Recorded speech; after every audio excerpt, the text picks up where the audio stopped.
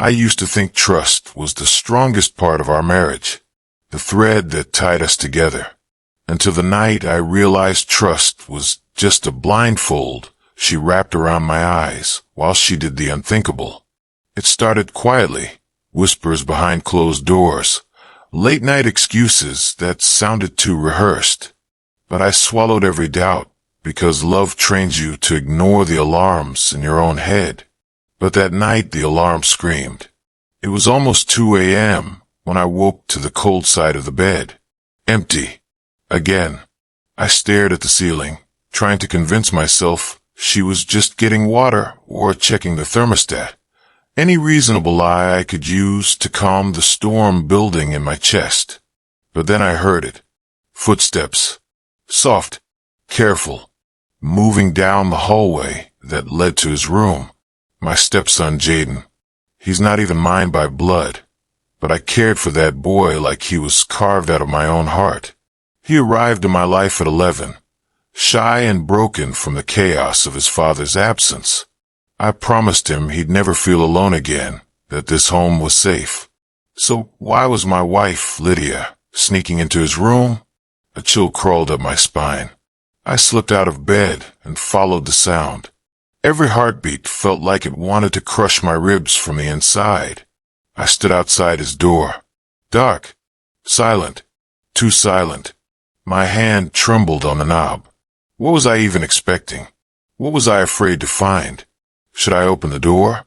Should I trust her like a fool again? I leaned closer, listening, struggling to breathe, whispering. Her voice. Soft, affectionate, but not the way a mother speaks to a child. My stomach knotted. My mind spun. 1,000 horrible possibilities clawed at me, but I froze, paralyzed by fear of the truth. What would you do if you heard the person you love talking like that in the dark? Because in that moment, I felt like the villain for even suspecting her. She came back to bed an hour later, slipping under the blanket like nothing happened. She didn't know I'd been awake the entire time. Watching, listening, breaking. I kept my eyes closed and let a single question burn through me. Why his room every night? I felt like a stranger in my own home, an outsider to my own marriage. The next morning, she smiled at me like she was proud of her performance, kissed me like she wasn't teaching someone else how to kiss in the dark. That's when I knew I needed the truth. Not guesses, not fears. Proof. I went to the store and bought a tiny camera, one that could disappear into shadows and expose secrets. My hand shook as I installed it in Jaden's room. I didn't want to believe what I was suspecting, but if I didn't face it now, I would go insane. That night, she waited until I fell asleep. The moment she left the bed, my heart dropped. I reached for my phone, opened the hidden camera feed, and what I saw is the moment everything I ever believed about love died. Because Lydia wasn't just sneaking into his room. She was climbing into his bed, smiling, touching his face like he was the one she vowed her life to. My lungs forgot how to breathe. My mind forgot how to think. But the worst part, Jaden didn't push her away. He welcomed her. My wife, my stepson, my family. Now the real nightmare had begun. And trust me, you don't want to miss what happens next. I didn't sleep a second that night.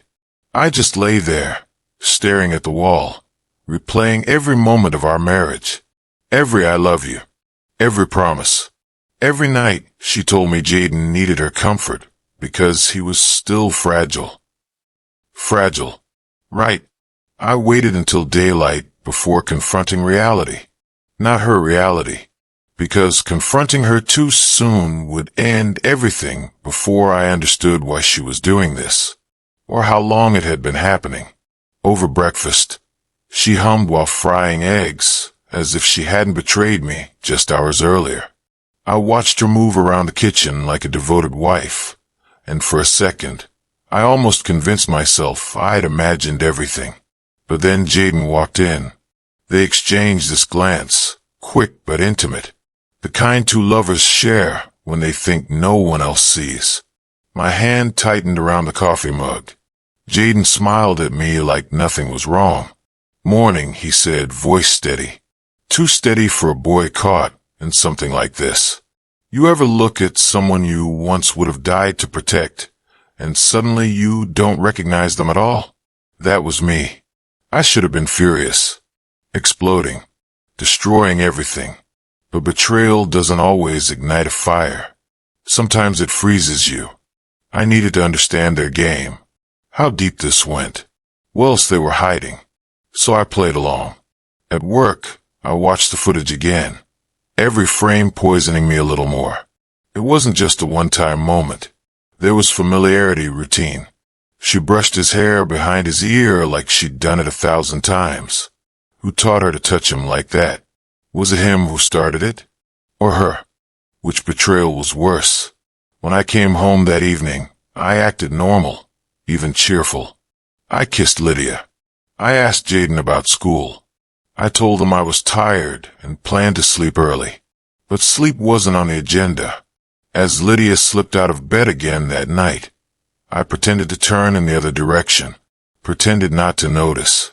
She thought she was clever. She had no idea I was turning into someone she'd never seen before. When her footsteps disappeared down the hallway, I took a deep breath and followed. I stood by Jaden's door again, but this time I didn't hesitate. I pushed it open. For a moment, everything stopped. Jaden was sitting upright in bed, shirtless. Lydia was beside him, way too close. She gasped when she saw me. "Honey, I can explain." Explain.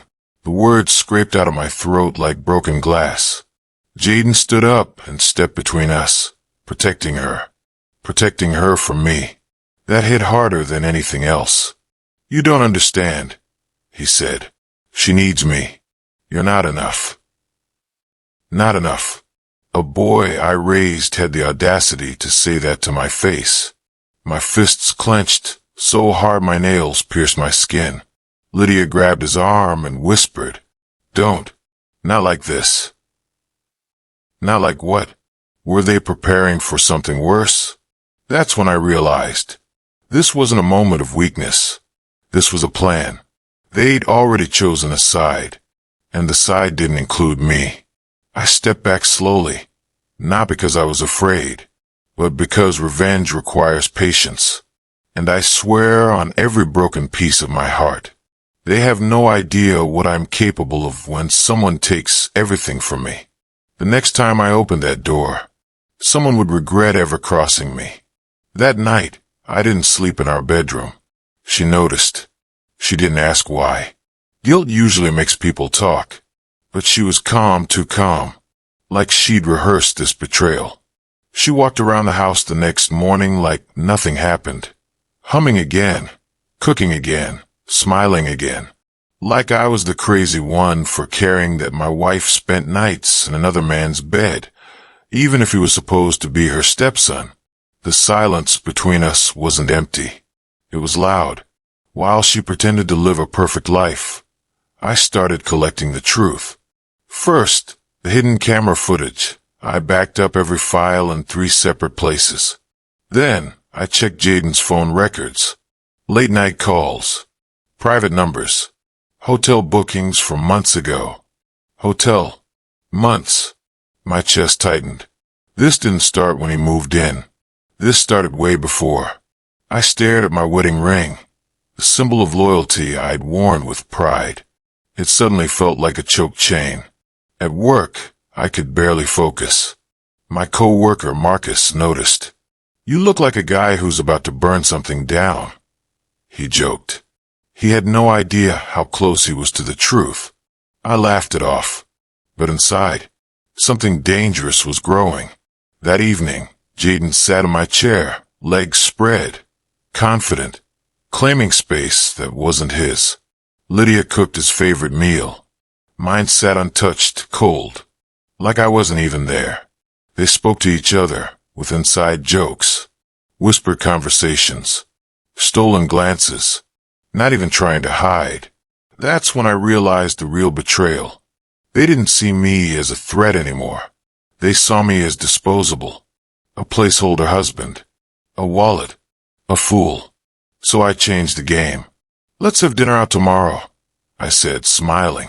Lydia blinked, surprised. Jaden froze, just for a second. "Good. Let them wonder." She hesitated, then nodded. "Sure, that sounds nice." I spent that night planning, strategizing. Not rage, not panic. Precision. If they wanted to treat me like I didn't exist, then I'd become the ghost that haunted them. Before bed, I checked the footage again, looking for details. That's when I saw something I missed before. Before Lydia climbed into Jaden's bed, she opened her phone and stared at a picture. Not of Jaden, not of me. Another man. Strong jaw, sharp eyes, confident smirk. A man I'd never met. My heart dropped into my stomach. Who the hell was he? And why? Was she hiding a photo of him next to Jaden? I paused the screen and zoomed in. The man had the same eyes as Jaden. The same smirk. The truth slapped me so hard I nearly stopped breathing. Jaden might not be her stepson after all. And if that's true, then everything I thought I knew about my life is a lie that she built long before she ever said I do. I wasn't just betrayed. I was recruited into a game I never agreed to play. And tomorrow over dinner, I was going to flip the board. The restaurant Lydia chose was expensive, too expensive for a casual night out. Candlelight, velvet seats. A pianist in the corner, playing love songs that made me sick. She dressed like she was going on a date, not with her husband. A silk emerald dress, hugging her body too perfectly. Perfume so intoxicating it almost made me forget why we were here. Almost. Jaden didn't come. Of course he didn't. This dinner wasn't for three. "So," she began, stirring her wine. "What's the occasion?" I smiled like a man who still trusted her. Like the idiot she believed I was. "Just wanted us to reconnect," I said. "We felt distant." Her eyes twitched. One tiny reaction. But I saw it. She forced a soft laugh. Married life can get busy. Nothing to worry about. Nothing to worry about? While she shared a bed with a boy she claimed was like her son, I leaned back, watching her. Her lies tasted sweeter than the wine she pretended to savor. "You sure Jaden will be okay alone?" I asked casually. She froze, not long, just a fraction of a second. A thief's hesitation. "Oh, he's meeting a friend," she said too quickly. "A friend. Right." The waiter brought our food. She tried to act normal, but her fork barely touched her lips. I let the silence stretch until it felt like a wire pulling tight around her throat. Then I asked, "How long have you known him?" She blinked. "Who?" "The man in your phone. The one who looks exactly like Jaden." Her breath hitched, the first honest reaction all night. "I don't know what you're talking about." "Don't." One word. Sharp enough to cut skin. Her mask slipped. Eyes cold. Voice low. "You've been spying on me." It wasn't a question. It was a threat. "Where are you hiding?" I asked, keeping my voice calm. "You think you want the truth," she whispered, leaning closer. "But you don't." "Oh, but I did." "I deserve honesty," I said. She smirked. A cruel one I had never seen before. "You deserve exactly what I give you." That's when I noticed it. A bruise on her collarbone. Fresh. Finger-shaped. Someone had grabbed her recently. And it wasn't Jaden. My stomach twisted. She followed my gaze and covered it with her hand. "We're done talking about this," she snapped. But I wasn't done. I reached into my pocket and pulled out a single printed photo. Her, sneaking into Jaden's room, half-dressed. I slid it across the table. She didn't even look at it. Instead, she smiled. A slow, terrifying smile. "You really think he's the problem?" she whispered. I felt the room shrink around me. Her eyes flicked behind me. I turned. A man stood by the bar. Strong jaw. Sharp eyes. The same man from the photo. Watching us. Watching me. He lifted his glass, like a toast. Lydia leaned in, voice dripping venom. You were never supposed to see the truth. My hand shook under the table, because in that moment I realized this betrayal wasn't just personal. It was organized, calculated, and I was already trapped inside a plan that had started years before I even met her. That night, I couldn't sleep. Every time I closed my eyes, I saw that man raising his glass, as if he owned my wife, as if he owned my life. Lydia pretended nothing happened at dinner. She walked into the house, humming softly, like a woman relieved a secret is no longer a secret, because she thinks she's already won. Jaden wasn't home. Of course he wasn't. I let her go upstairs first. I stayed by the door, staring at the darkness she'd shoved me into. How many lies had I swallowed? How much dignity had I traded for a marriage that never existed? My heart felt like a fist inside my chest. I had to know more. Her phone lay on the dining table, carelessly, like she didn't fear consequences anymore. I picked it up. Locked. Face ID required. I turned, pretending to head upstairs, then doubled back silently as she walked into our bedroom. I crept into the hallway, camera in hand. This time, I wanted evidence she could never deny. Minutes passed. Silence. Then footsteps. I crouched behind the wall as Jaden entered the house through the back door. Phone to his ear, smiling. Who was he talking to at 1:24 a.m.? He whispered, I'll be in your room soon. My throat tightened. He wasn't talking to a girlfriend. He wasn't talking to a friend. He was talking to her. He walked upstairs without noticing me, straight toward the room that should never have been his at night. I followed, every step fueled by anger and disbelief. My heart pounded, so loud I feared he'd hear it. He didn't. He slipped into her room, my wife's room, our room, and the door closed quietly, like a long-kept ritual. I stood frozen for a moment. My legs wanted to kick the door open. My fists wanted to break bone. But rage without proof is useless. I pressed record. Footsteps. Laughter. A low moan, hers. I nearly collapsed. It wasn't curiosity anymore. It was torture. She wasn't being manipulated. She wasn't confused. She wasn't lost. She was enjoying it. With him. With the boy I had accepted into my home.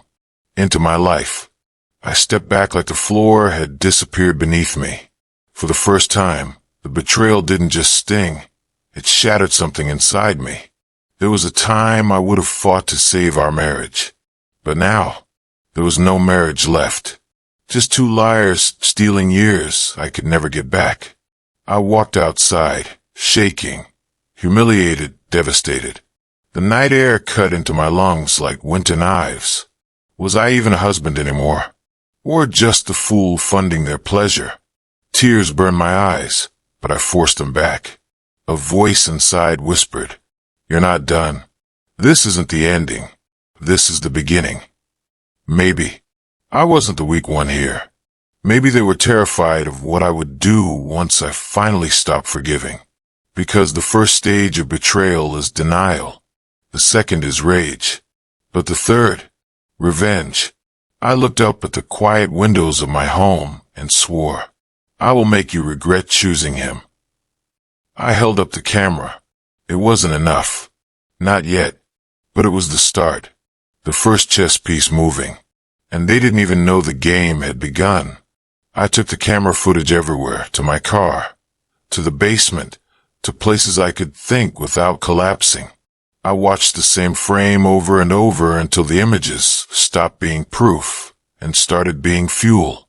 Her hand on his shoulder, her laugh, the way she looked at him like he owned the future, the way he looked back like he already did. I needed allies. I didn't need pity. I needed people who could turn what I had into a weapon. Celine was the first person I thought of, not because she was a friend, but because she'd known betrayal before. She'd been the woman 2 doors down who'd quietly divorced a man that drained her life and bank account. Quiet, precise, dangerous in the way only someone who'd been walked over becomes. She met me in a parking garage under the pretense of coffee. Her eyes scanned my face like a surgeon. "You look like a man who's been told to sit down and accept it," she said, before I explained. No judgment, just that crisp, hard focus of someone who'd rebuilt herself. She didn't flinch at the video. Instead, she watched it once, then leaned forward and said 3 words that changed everything. "We expose him." Next was a lawyer, not some flashy courtroom shark, but a woman named Maris who specialized in messy domestic cases and even messier settlements. She smelled faintly of lemon and authority. She asked the right questions: timelines, witnesses, bank statements, phone records. When I mentioned the hotel bookings, her eyes narrowed. If he's hiding money or setting up false narratives, we don't go to them blind. We trap them. Trap them. The word felt delicious. We built a plan that night in my kitchen, under a single yellow bulb. Evidence. Backups. A timeline. Controlled exposure. Maris emphasized prevention. Change passwords, secure accounts, duplicate every file. Celine taught me tactics that weren't dirty, just surgical. How to seed a doubt. How to let the other side expose themselves through their arrogance. If Lydia and Jaden thought I was still the same forgiving fool, they would slip. Step 1 was to make them comfortable. Let them continue their rehearsed life long enough to reveal deeper patterns. People who lie do so in patterns. They repeat. They leave clues they think are invisible. We would watch and wait for those clues, then strike where it mattered most. I started small. I altered nothing about my own behavior, because the best lies were those that continued to assume you'd remain predictable. I cooked. I laughed at bad television. I pretended to sleep when I didn't. Yet each night I scanned the house to see if they slipped. Each night I watched the feed. Each night the footage got worse. One night, as I sat in my car in the dark outside a grocery store, my phone buzzed. Unknown number. A text. "You need to be careful. He has friends in places you don't know." No name. Just a warning. My skin crawled. Somebody was watching me watch them. That same week, I found out why Lydia had been so calm. She'd thought she was insured. There was a trust fund. A dormant account at a shell company and a name that matched her maiden name. Money moving in small increments into her control. The more I dug, the uglier it became. Transfers to hotels, payments to a private clinic, subscription fees for anonymous forwarding services. Someone had built her an escape route while keeping me convinced I was the sole provider. Maris leaned back when I told her. "This is layered," she said. "They're not amateurs. This was designed so if you ever looked, it would look messy, emotional, not criminal. But the money trail? That's where justice bites." We began to set traps. Not traps to entrap anyone into illegal acts, because that's messy. Traps to make their arrogance visible. I sent a message from a burner account to Jaden's phone. Casual, flirtatious, journalism bait. "Heard about you. Coffee." He responded almost immediately. And in his response, he used a phrase he'd used in the video footage. A tiny echo. Enough to prove habit. Celine placed a listening device in a wall we had easy access to, not to invade privacy for the sake of cruelty, but to collect words that would corroborate the footage. Nothing about me made me proud in those hours. I was violating the intimacy of people I once loved. But justice rarely looks pretty when it starts.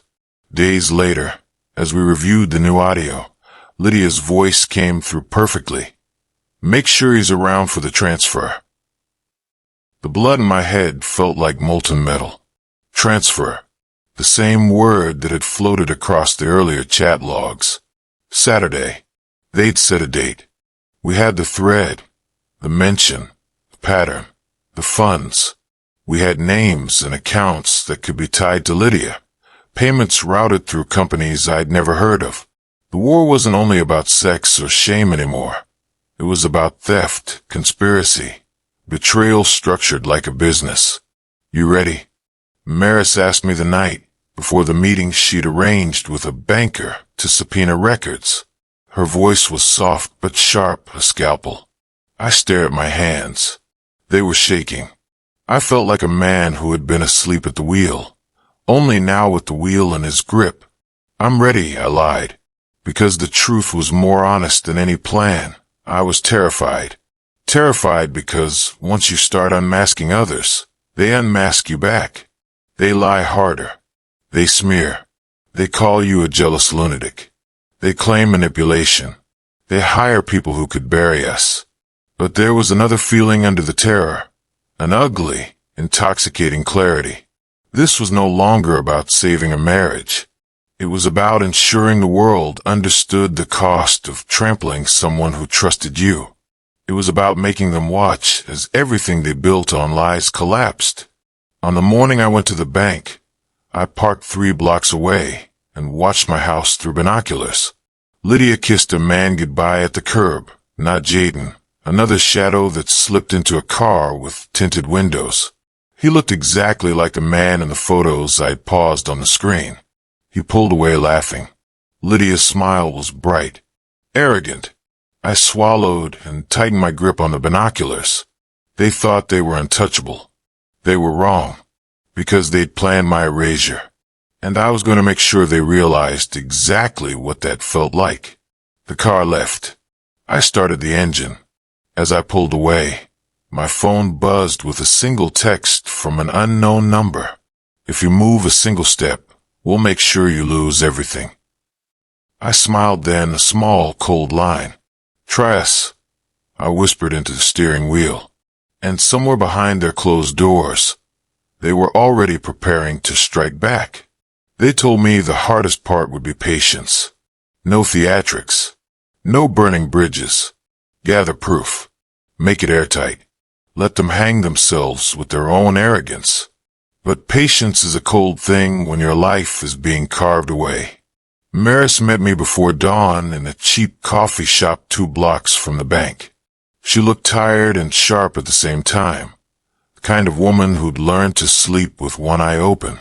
We move slow, but we move smart, she said.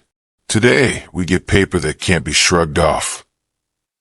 The banker, a quiet man named Kavanaugh, sat with us in a glassed-in office on the ground floor. He wore a tie careful enough to shave with. He smiled like he did this every day, meaningfully and without mercy. He asked for my name, date ranges, the accounts to subpoena. Celine sat across from me, hands tight around her coffee, like she was anchoring a ship. When Kavanaugh returned, he slid a thin stack of documents across the table. Transfers, dates, receiving accounts, he said. Some routed through 2 shell companies in 2 countries. One beneficiary name is... He paused. A company registered under Lydia's maiden name. The world tilted. Proof. Real legal, ugly proof. My throat felt full of iron. Maris didn't blink. She asked for phone logs and IP timestamps next. The bank gave them. The pattern was ugly. Nightly authorizations, small amounts at first, then the sums climbed. Each transfer had a coded note. Each note tied to hotels, clinics, and a name I'd seen before on the hidden photo. Gareth, the same man who'd lifted his glass at dinner like he'd purchased the right to my life. The same man whose eyes matched Jaden's. We mapped the network like a surgeon drawing bloodlines. We printed every page and fed it into a binder small enough to carry, but heavy enough to change the outcome of a marriage, a family, a reputation. Subpoena ready, Maris said. We file this tomorrow with the district. We freeze accounts. We force transparency. We do it right. and they can't gaslight the court. For the first time in weeks, I felt a brittle hope. We left the bank with plans. The district attorney would be pulled in, forensic accountants would follow the money trail, and we'd put Lydia and her accomplices on the defensive. We would expose the transfers, tie the shell companies to Gareth, and show the video and audio as corroboration. I didn't expect retaliation, not that quickly. Back at my car, my phone buzzed. Unknown number. Drop it. You don't know who you're dealing with. No signatures. No threats with flourish. Just a thin knife of warning. I ignored it and drove home, the binder on the passenger seat pressing into my thigh like a promise. When I walked up the porch, the mailbox was stuffed. Envelopes, a glossy flyer, a thick manila envelope with heavy paper. I didn't think anything of the flyer, but the envelope made my lungs hollow. Inside, a certified letter. From a law firm I'd never heard of. From an attorney named Calloway, Lydia's lawyer. He'd filed papers in the middle of the day. Emergency motion. Temporary restraining order. Harassment. Stalking. Paranoid behavior. For the protection of the child. The first line read. My hands went numb. I flipped the pages. There it was. Sworn affidavits claiming I'd been observed outside their home, following Lydia, making threats. An attached photo, grainy, taken from a distance, of me sitting in my car, binoculars on my lap. My binoculars. My car. The night I watched them from 3 blocks away. Someone had taken my actions, the very things I'd been doing to gather proof, and turned them into the evidence they wanted to use against me.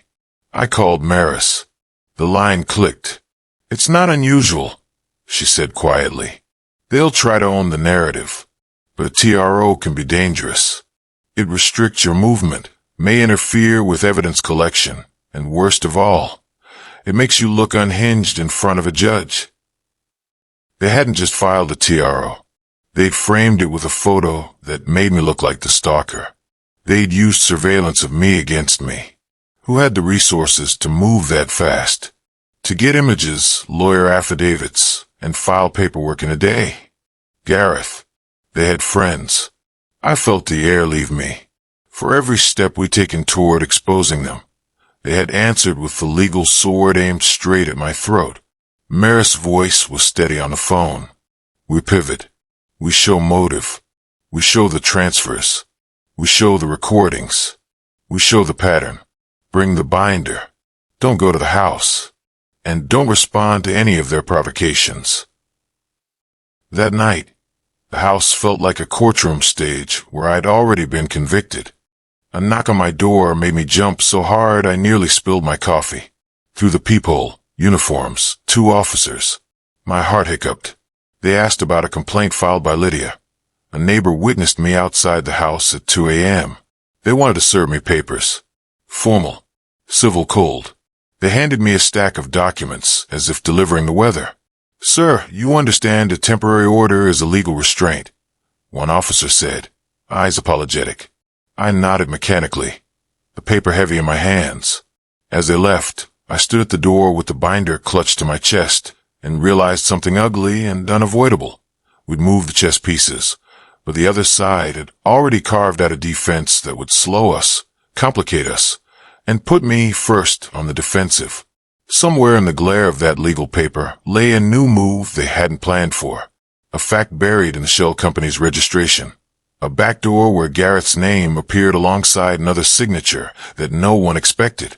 I stared at the TRO and the binder. 2 halves of a life split open. The house felt suddenly like an arena. They had the law to make me appear dangerous. I had truth to make them appear guilty. But truth takes time. Law moves slower than bloodlust. And as I locked the door that night, my phone lit up with a final message. You should have stopped when you had the chance. I tapped reply, fingers steady now. You should have been nicer when you chose to hurt me. Send. Outside, somewhere in the dark, car engine started. They said patience. We did patience. We waited for them to make mistakes. We fed their arrogance like a slow poison, and they ate every bite. But arrogance doesn't only blind your enemies, it blinds you too. It made me assume I knew the whole board. I thought I saw the players. I was wrong. After the TRO, we tightened the net. Maris filed motions. Kavanaugh at the bank released more timestamps. The DA agreed to look at the transfers. We were winning in paper. We were winning in timeline and intent. And then I found a message that changed the shape of everything. It came in as a forwarded email on an account I'd never seen, one of the shell company backups Kavanaugh had found. The subject line was sterile, activation, phase 2. The sender was Gareth, the recipient Jaden. I opened it with the same numbness I'd opened every file lately. The text was clinical, almost affectionate. Phase 2 begins. Ensure the son is ready. The legacy must be secured in blood, not paper. He remembers only what we teach him. Tonight, small rehearsal. Say I will be proud.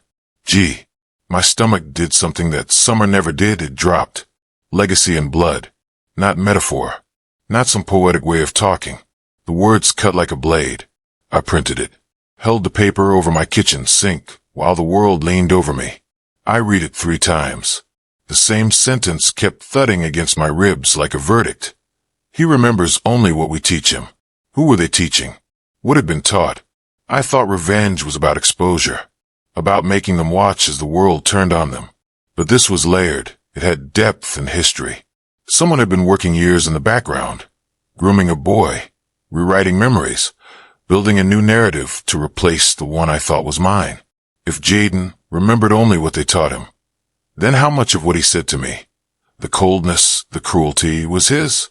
And how much was rehearsed for the role he'd been chosen to play? I felt suddenly like the last man on a loaded stage, surrounded by actors speaking lines that had been written without me. Maris sat across from me when I showed her the email. Her face didn't flicker.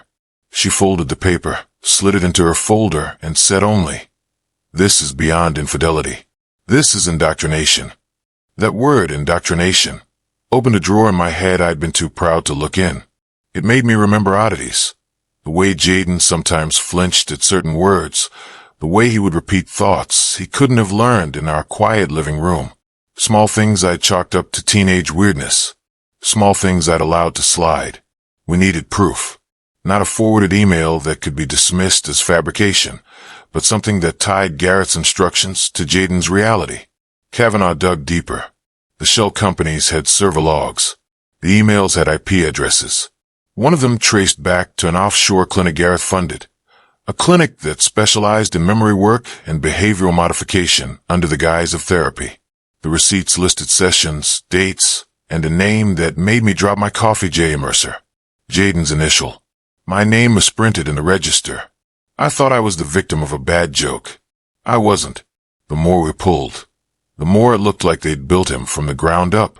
Celine's face when I told her was a map of old wounds and new fury. "They're not just sleeping with each other," she said. "They're producing a replacement." A replacement for what? For me? For family name?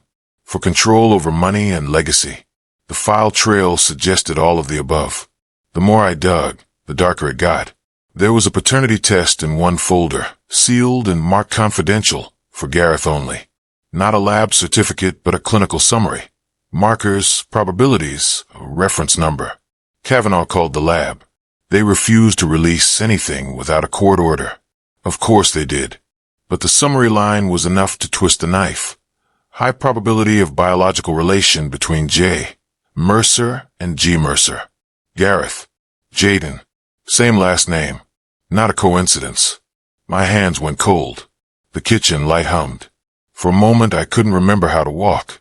If Gareth was his father, not just a handler or protector, then everything changed. This wasn't just a lover replacing a husband. It was a plan to install a biological heir who could legally lay claim to assets, who could be trained to say the right words in court, who could be made to remember things that would destroy me. Blood, not paper. They'd written that, too.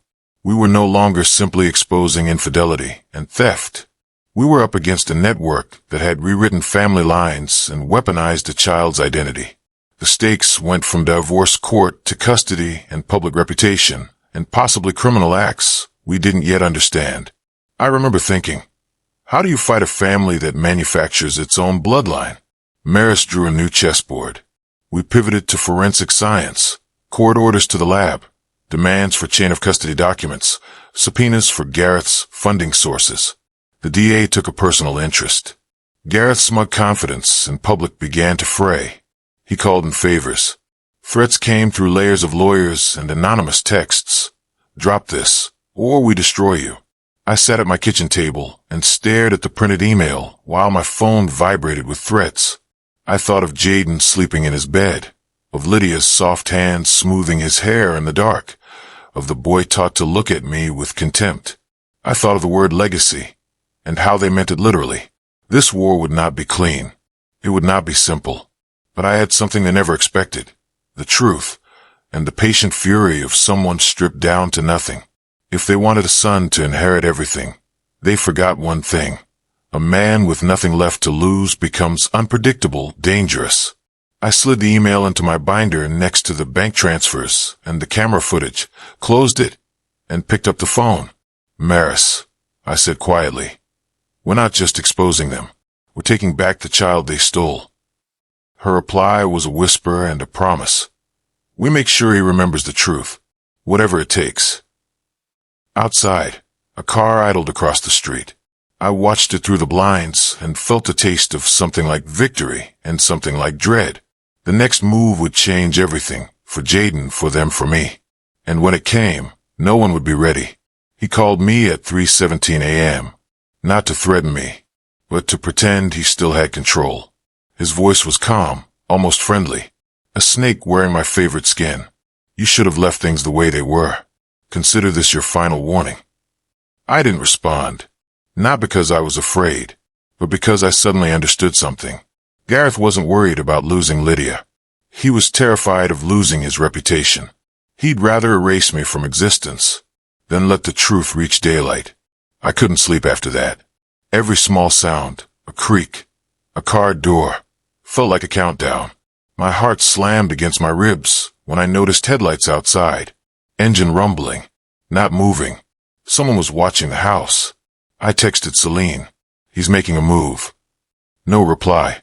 I stepped away from the window, pulse racing. What if he already got to her? What if I was completely alone?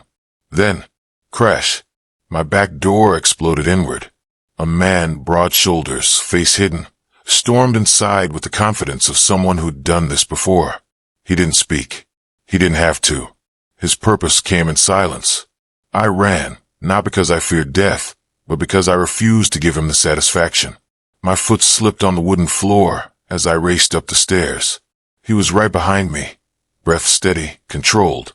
The hallway felt too long, my lungs too small. I dove into the bedroom and slammed the door. His boot splintered through the wood on the first kick. There was no time to think, only react. I grabbed the lamp, smashed the window, and jumped. Pain shot through my legs as I hit the lawn below. Darkness swallowed me, but adrenaline dragged me up again. Behind me, heavy footsteps. I sprinted into the street, waving at the first car I saw. It sped up, toward me. He was in that car. Gareth. His headlights locked onto me like a predator's eyes. He wanted this to look like an accident, a tragic end to a jealous, unstable ex. I stumbled, body begging to collapse. But survival is louder than pain. I dove behind a parked truck as Garrett's car roared past, missing me by inches. I stayed frozen, breath shallow, listening as the engine slowed, turned, came back.